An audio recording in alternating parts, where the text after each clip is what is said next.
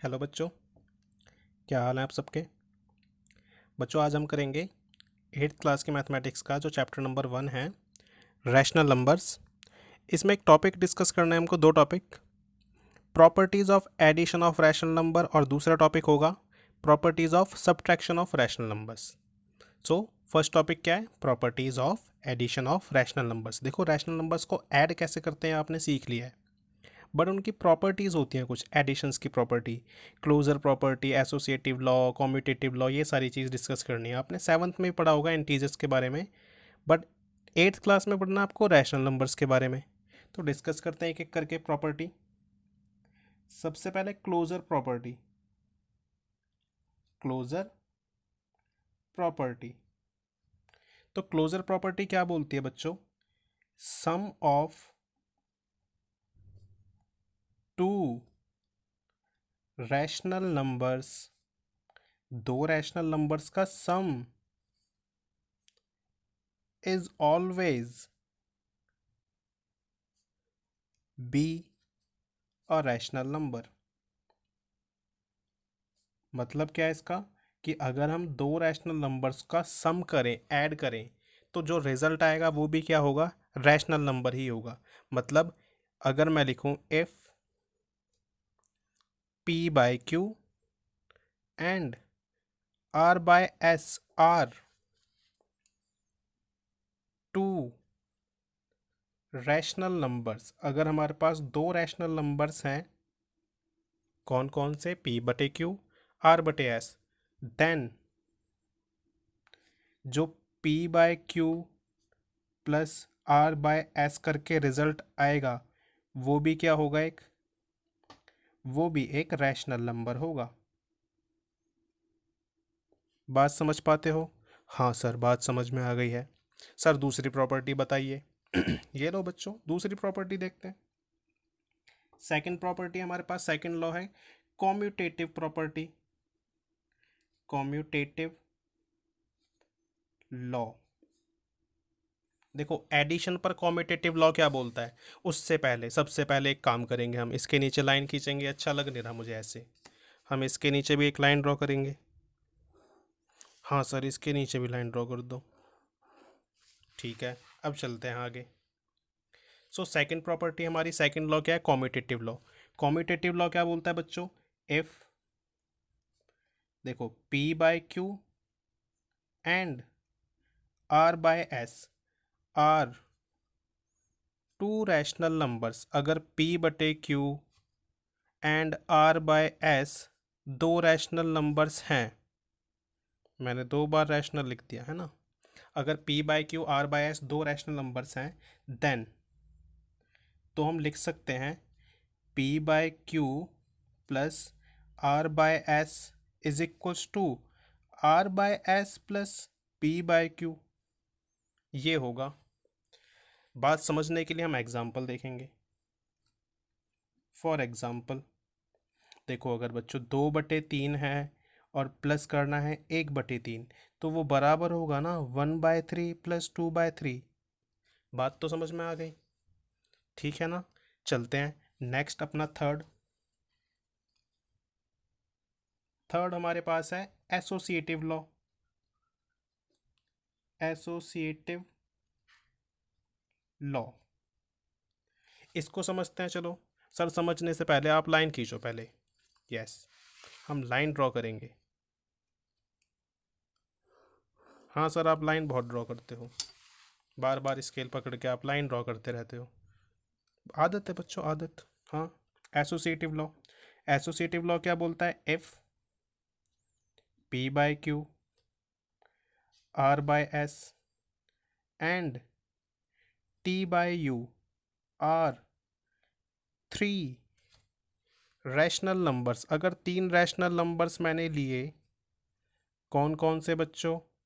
p by q r by s t by u, then तो हम कुछ लिख सकते हैं। क्या लिख सकते हैं? देखो, हम लिख सकते हैं p बाय q प्लस में r by s plus t by u, इनका सम p बाय q के साथ बराबर होगा p by q plus R by S plus T by U अलग से, ये भी बराबर होगा। इस बात को भी हम समझ सकते हैं एग्जाम्पल देखकर। चलो बच्चों इधर ही ले लेते हैं एग्जाम्पल। एग्जाम्पल लिया मैंने 2/5 प्लस 3/5 इनका सम प्लस 1/5 बराबर होगा 2/5 प्लस 3/5 प्लस 1/5, इनके बराबर होगा। ठीक है ना। इसको और समझना है तो आप देख सकते हो, पीछे एक एग्जाम्पल देते हैं हम, एग्जाम्पल और समझते हैं। अभी अभी पीछे लिखा मैंने बच्चों, क्या लिखा था मैंने लिखा था, चलो दूसरा एग्जाम्पल दे देता हूँ मैं। 2/7 3/7 एंड 1/7 आर 3 रैशनल नंबर। ये 3 रैशनल नंबर्स हैं हमारे पास। तो एसोसिएटिव लॉ के अकॉर्डिंगली हम क्या लिख सकते हैं, हम लिख सकते हैं 2/7 प्लस 3/7, इन दोनों का सम 1/7 के इक्वल, 1/7 के साथ, और वो बराबर होगा किसके, 2/7 प्लस में 3/7 प्लस 1/7। आप चेक कर सकते हो, देखो पहले इनको सॉल्व करें तो डिनोमिनेटर सेम है, 2 + 3 5 हो जाएगा, 5/7 प्लस में 1/7। इधर देखो 2/7 है, ये कितना हो जाएगा, 3 + 1 4/7। ये कितना हो जाएगा अब, 5 + 1 6/7, क्योंकि डिनोमिनेटर सेम है, आपको ऐड करना आता है। और 2 + 4 ये भी 6/7, दोनों बराबर है ना। समझ पाते हो बात को। अगली प्रॉपर्टी पे चलते हैं, चलो एसोसिएटिव के बाद नेक्स्ट प्रॉपर्टी हमारी फोर्थ नंबर पे, हाँ फोर्थ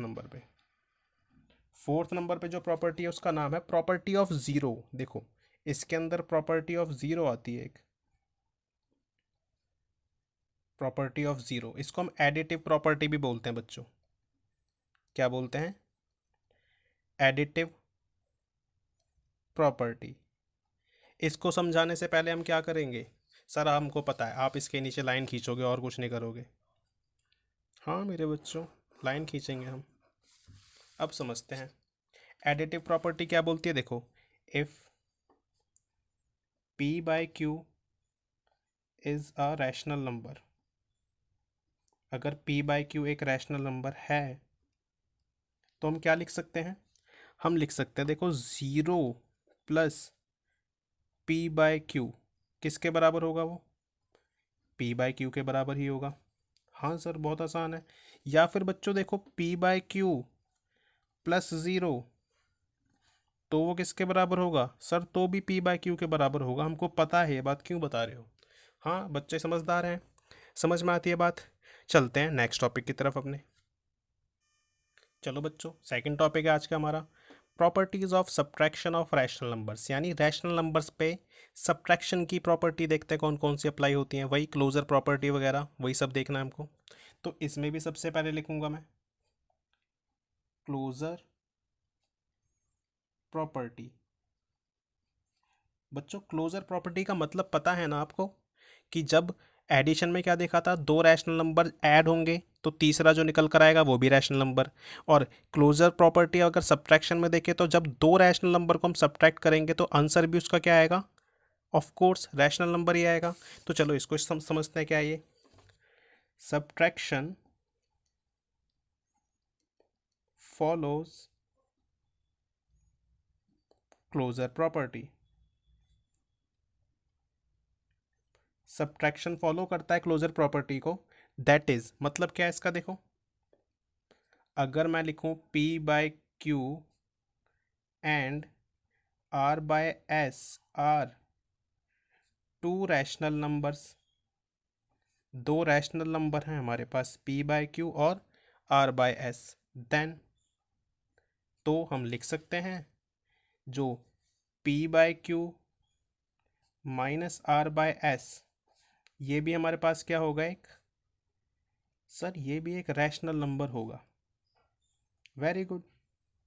बताओ एक चीज़ भूल गए इसके अंदर हम, बड़ी इंपॉर्टेंट सी। सर हमको पता है आप क्या भूल गए, बताओ बच्चों, सर आप लाइन डालना भूल गए इधर। हाँ लाइन। चलो सेकंड प्रॉपर्टी पे चलते हैं। सेकंड प्रॉपर्टी आ गई हमारी कॉम्यूटेटिव लॉ। Commutative law. अब रुक कर समझेंगे बच्चे हम ध्यान से। देखो, सब्ट्रैक्शन पर हम किसकी बात कर रहे हैं? कॉम्यूटेटिव लॉ की। कॉम्यूटेटिव लॉ क्या होता है? एडिशन में देखा था हमने कि अगर दो रैशनल नंबर हैं, जैसे उन दोनों को जोड़े हम आगे पीछे करके तो बराबर ही आता है। बट कॉम्यूटेटिव लॉ सब्ट्रैक्शन पर अप्लाई नहीं होता। यस, नहीं होता अप्लाई। मैं समझाता हूँ कैसे। पहले लिखेंगे हम रैशनल नंबर्स, रैशनल हम लिखेंगे commutative law. Commutative law does not apply on, ये कॉम्यूटेटिव लॉ अप्लाई नहीं होता on subtraction of rational numbers. Rational numbers के सब्ट्रैक्शन पर कॉम्यूटेटिव लॉ अप्लाई नहीं होता है बच्चों, ध्यान से सुनना। Does not apply. कौन सा लॉ अप्लाई नहीं होता? कॉम्यूटेटिव लॉ अप्लाई नहीं हो पाता है। क्यों नहीं होता समझते हम। देखो, अगर आप सोचो P by Q minus R by S, वो बराबर नहीं होगा R by S minus P by Q. Yes, ये बच्चों बराबर नहीं होगा। मैं एग्जाम्पल देकर समझाऊंगा आपको। एग्जाम्पल 1, सोचना 5/7 माइनस 2/7, तो क्या बराबर हो जाएगा ये 2/7 माइनस 5/7? नहीं होगा बच्चों बराबर। प्लस में होता है तो बराबर हो जाता, क्यों नहीं होगा बराबर? देखो, ये कितना बचेगा आंसर? 5/7 माइनस 2/7, डिनोमिनेटर सेम लिया है मैंने। 5 - 2, ये बचेगा 3/7। और इधर देखो क्या बराबर आएगा? 2 - 5 माइनस 3/7। तो ये तो बराबर नहीं है बच्चों। डिजिट बराबर है बट एक्चुअल में नंबर्स बराबर नहीं है ये। हाँ, बराबर नहीं है ये। आप दूसरा एग्जाम्पल देख सकते हो। सर हाँ, एक और एग्जाम्पल दे दो। देखो एग्जाम्पल, बहुत आसान सा एग्जाम्पल ले रहा हूँ मैं। 4/3 माइनस 2/3, ठीक है। क्या ये बराबर होगा 2/3 माइनस 4/3? बच्चों बराबर नहीं होगा ये। आप देखो डिनोमिनेटर सेम है, 4 - 2, 2/3 बचा। और ये भी डिनोमिनेटर सेम है, 2 - 4 माइनस का 2, ये बराबर नहीं है। ओके, थर्ड प्रॉपर्टी पे चलिए अपनी।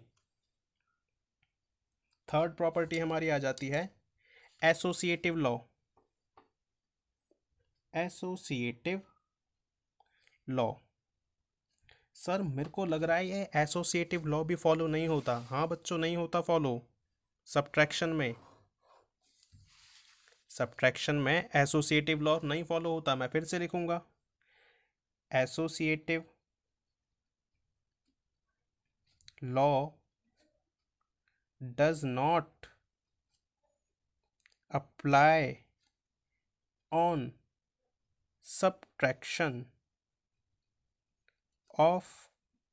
subtraction of rational numbers. Rational numbers पर, रैशनल नंबर के सब्ट्रैक्शन पर अप्लाई नहीं होता है भाई। कौन सा लॉ? Associative law. क्यों नहीं होता है समझते हैं हम। देखो, अगर देखो 3 नंबर्स हैं हमारे पास, P/Q rational number minus R/S, इसमें से हम माइनस करें T/U, तो वो बराबर नहीं आएगा P/Q minus R/S minus T/U, इसके बराबर नहीं आ पाएगा ये। हम एग्जाम्पल देकर समझेंगे। देखो एग्जाम्पल देते हैं नेक्स्ट पेज पे। चलो एग्जाम्पल समझते हैं। देखो, मैंने लिखा 3 रैशनल नंबर लाइक 5/7, 3/7 एंड 2/7। मैंने 3 रैशनल नंबर्स लिखे बच्चों। ये क्या हैं तीनों? Rational numbers. अब इसमें देखो मैं पहले क्या कर रहा हूँ, 5/7 माइनस 3/7, ये 1/7 ले लेते बच्चों, 1/7 माइनस 1/7 वो बराबर नहीं होगा 5/7 माइनस 3/7 माइनस 1/7।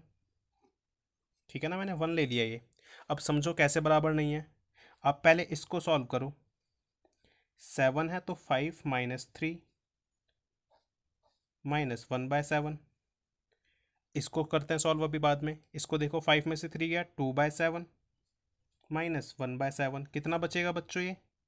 अब इसको सॉल्व करेंगे तो 2 माइनस 1 1/7। देखते हैं बराबर आता है नहीं आता। इसको ऐसे ही रहने दिया मैंने, 5/7, इनको सॉल्व कर लिया, 3 माइनस 1 2/7। अब 5/7 माइनस 2/7, इसमें भी आएगा 7 अपॉन में 5 माइनस 2 3/7। क्या ये बराबर आया बच्चों? नहीं बराबर आया। तो एसोसिएटिव लॉ भी सब्ट्रैक्शन पर फॉलो नहीं होता है।